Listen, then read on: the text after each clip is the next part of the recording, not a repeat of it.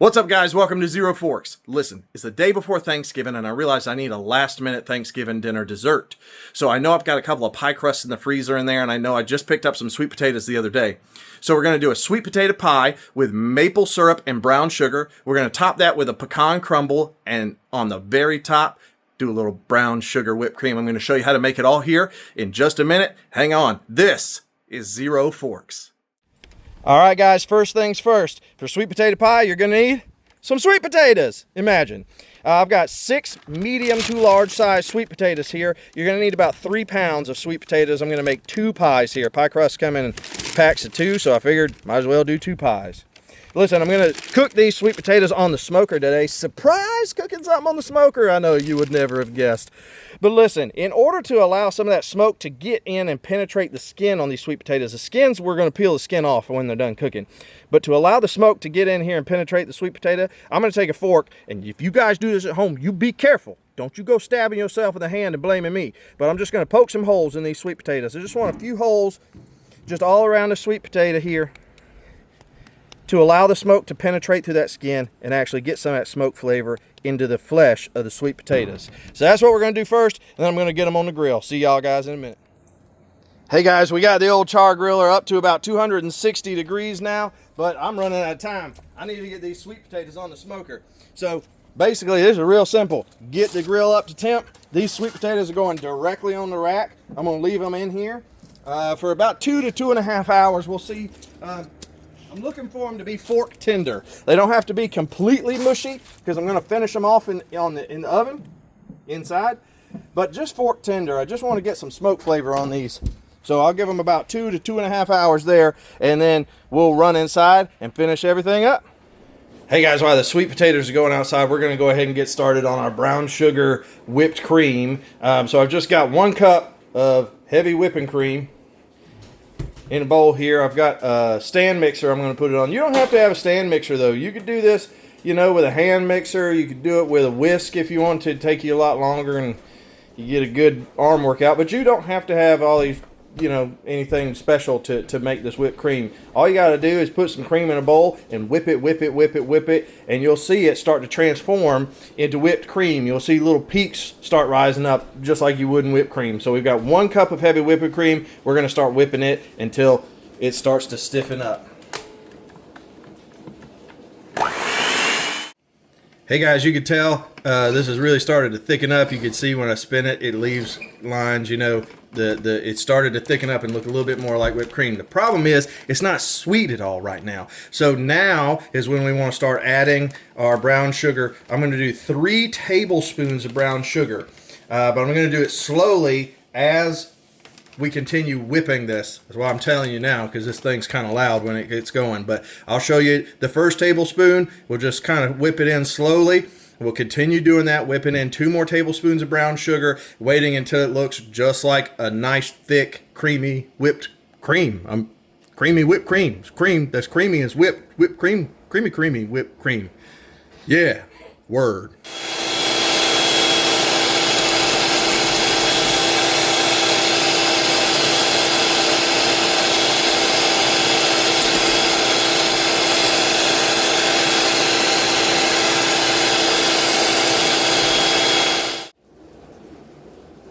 Hey y'all, that's some creamy whipped cream right there. Looks real good. It's gonna go great on top of our sweet potato pie. Hey guys, sweet potatoes are still running on the grill. You can see the smoke rolling off. Let's go ahead and knock out that crunchy pecan topping that's gonna go on top of the pie. All right, for this topping, what we're gonna do is we're gonna go in. I got a 1/2 cup of all-purpose flour, a 1/2 cup packed of brown sugar. Guys, packed means you pack it in. See how it's still in the shape of the scoop? Because it packed it in, okay? Packed, 1/2 cup packed brown sugar. And 2/3 cup of chopped pecans. If you like it a little bit more, you know, fine of a texture, you can use like really finely chopped pecans, but this is about what I like, just chopped pecans, okay? We're gonna mix that up just roughly here, just, you know, kind of get it all evenly combined. Not a big deal, everything here's dry. All right, About like that.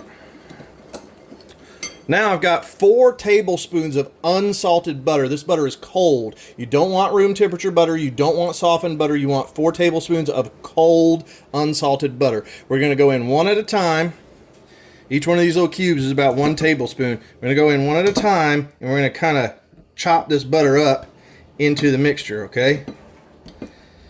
So you just use your fork, and like I said, just kind of chop it up in there. You can get it against the side and kind of break it up, whatever you need to do. But that butter is going to stick to this flour and brown sugar and make a crumble. Okay, so I'm going to work on that, and I'll show you what it looks like when we're done. Check it out, guys. This is about the consistency you want. You don't have to completely blend up these little chunks of butter. They're going to melt when we put it on top of the pie. They're going to melt in the oven and combine with this flour and this brown sugar and create that nice crumbly sweet pecan texture that we're all so familiar with.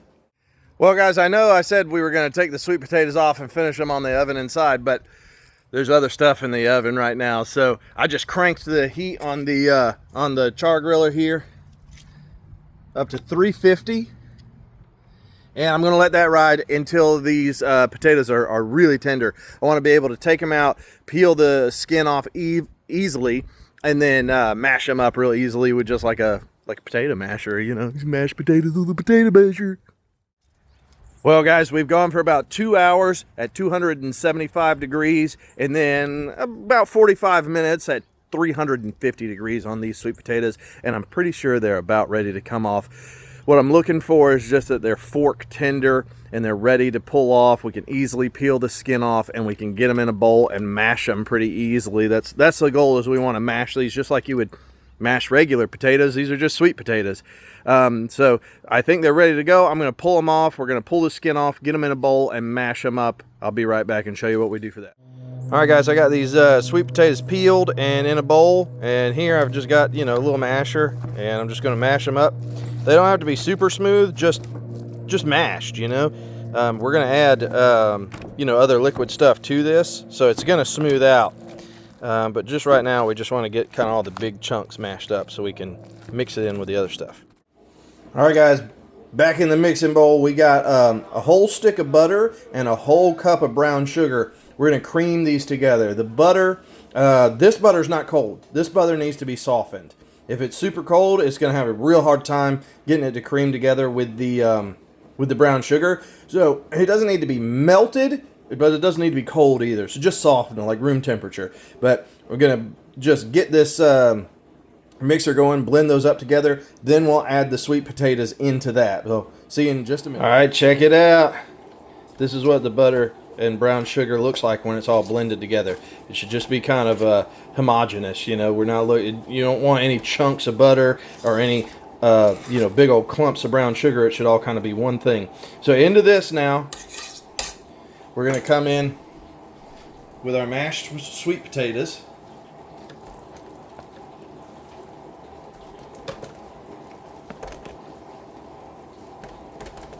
I would recommend, if you don't have to have a camera in front of your bowl when you're doing this, probably be a lot easier. Word. You guys better be glad I like you. Alright. Got almost all of our sweet potatoes in there. So we're going to mix that up together. And into that, I'm going to go in with, I've got 1 teaspoon of kosher salt. 1 teaspoon of kosher salt. And then half a teaspoon of cinnamon and half a teaspoon of pumpkin pie spice. You can just buy that. It's just a mixture of cinnamon, nutmeg, allspice, ginger. But yeah, one teaspoon of kosher salt, a half teaspoon of cinnamon, half teaspoon of pumpkin pie spice. Throw that in there with the mashed sweet potatoes, and we're going to blend all this up. So I'll be back, show you what it looks like.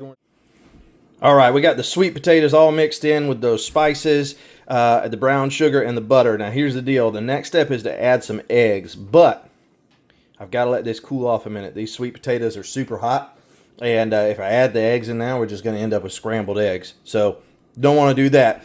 But while you're waiting, go ahead, get you 6 eggs, and just lightly whip those 6 eggs, okay? I mean, they don't have to be like super smooth or anything. Just beat them a little bit. But those are going to go in next. 6 lightly beaten eggs. All right, guys, let's talk about this last thing. In here, I have 2/3 a cup of heavy whipping cream, 2/3 a cup of maple syrup, and 2 teaspoons of vanilla extract. Okay, so 2/3 a cup. And honestly, the original recipe calls for milk and white corn syrup, but I thought I'd switch it up a little bit, use a little bit of heavy cream, and I'm going to use maple syrup instead of that corn syrup. I hope it sets up well. But I'm just going to mix that up a little bit in a bowl here. Then we're going to add that into the big bowl and combine that with the sweet potato mixture, and that will be our finished pie filling. So that will go directly into the 2 pie crusts, and those 2 pie crusts are going to go into an oven at 425 degrees. So if you're cooking along with me, make sure you preheat your oven to 425. Okay, guys, here we go.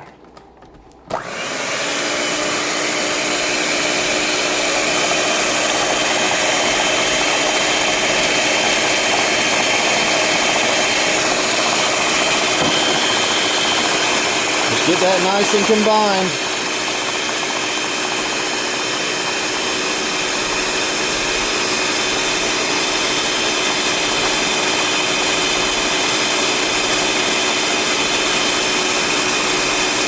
I'm going to whip this for a couple minutes. I'm hoping that whipping cream that I added into the mixture will kind of help make it a little fluffy.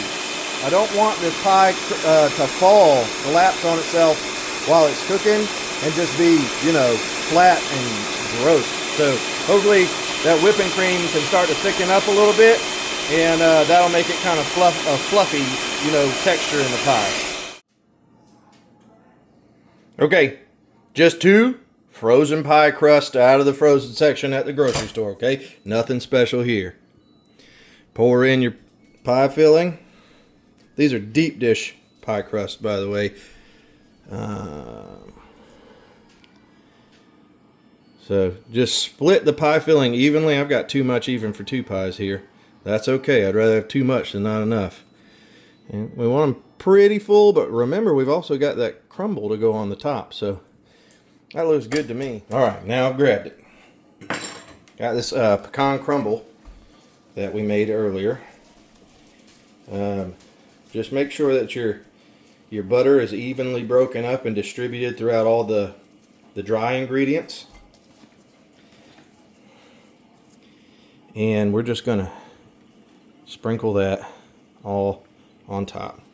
Make sure you get the pecans in there, the flour, the brown sugar, everything, okay?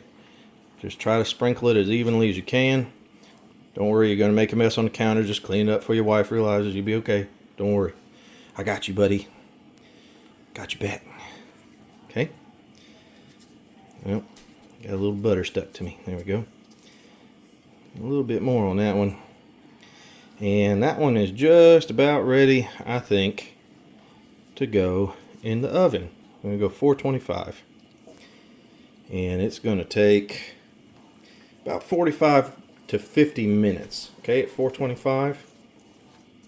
I'm just going to put it in there, leave it alone, and hope it all works. This is a little bit of an experiment. I've never done this with the maple syrup. I've never done this with the with this particular crumble recipe. So I hope this crumble gets nice and crispy in the oven and doesn't get dry or, you know, boring or anything. I think it'll be pretty good. And then when we get that whipped cream on the top of everything, it's going to be out of this world, y'all. That looks pretty good right there to me. Boom. All right, so that's going to go in the oven, 425 degrees. I'm going to clean up, you know, this. I'm going to clean it up before my wife comes in and yells at me. I'll be back in about 45 to 50 minutes. Okay, guys, you can see this is the color we're looking for on that top, that crumbly pecan crust. Kind of a golden brown, you know. This went for about 55 minutes, I believe, before I pulled it out. That's 425 for about 55 minutes. And they came out, they look beautiful. Now, the most important thing with this is basically a custard pie with sweet potato in it.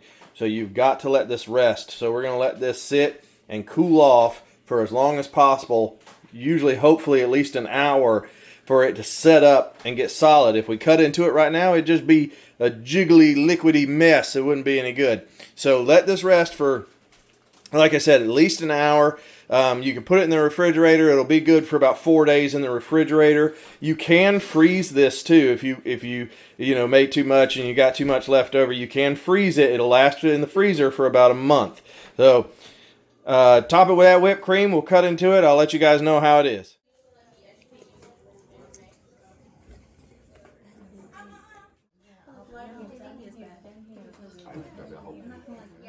Are you filming this right now? Yes.